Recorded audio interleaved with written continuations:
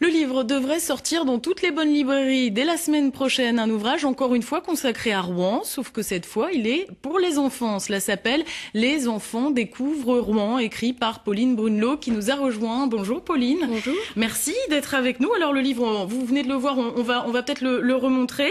Expliquez-nous comment vous est venue cette idée d'élaborer un ouvrage destiné aux plus petits, enfin aux 8-12 ans en l'occurrence. Oui. Bien, quand on fait le tour des librairies, on se rend compte qu'il y a beaucoup de livres thématiques, mais il n'y a pas beaucoup de livres qui donnent un large choix, un large panorama des monuments de Rouen. Donc c'est vrai que c'était une bonne idée de s'investir dans un projet comme celui-là. Et puis c'est une bonne manière de sensibiliser... De sensibiliser les enfants à la conservation du patrimoine, parce que c'est vrai que ce sont nos futurs touristes, donc il est important de leur montrer l'importance et puis le fait de préserver le patrimoine. Alors comment vous l'avez élaboré, comment vous l'avez imaginé au départ? Est-ce que vous êtes satisfaite du résultat? Oui.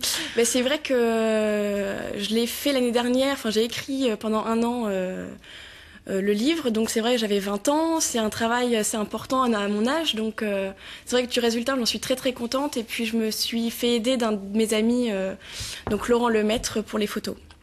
Voilà. J'imagine qu'il a fallu aussi beaucoup de recherches pour arriver à cet ouvrage. Oui, bah c'était toutes les visites guidées le samedi après-midi avec le carnet pour prendre des notes. Et mais c'est vrai que c'était assez intéressant. J'ai appris moi aussi beaucoup de choses en écrivant. Donc, Alors comme quoi, justement Parce qu'on connaît la cathédrale, on connaît la place du Vieux Marché forcément. Voilà. Mais qu'est-ce qu'il y a d'autre à Rouen? Ce qui m'a beaucoup intéressée aussi, par exemple, c'est la légende Saint-Romain. Parce qu'on va à la foire Saint-Romain tous les ans en tant que bon Rouennais, etc. Mais c'est vrai qu'on ne sait pas d'où vient Saint-Romain.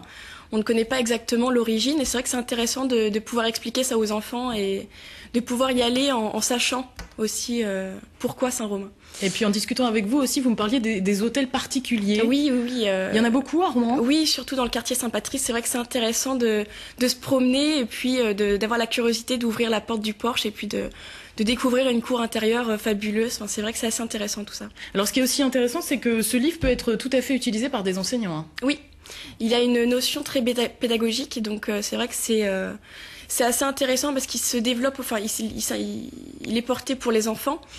Mais c'est vrai que les adultes aussi peuvent s'en servir pour expliquer. C'est une bonne base, je pense.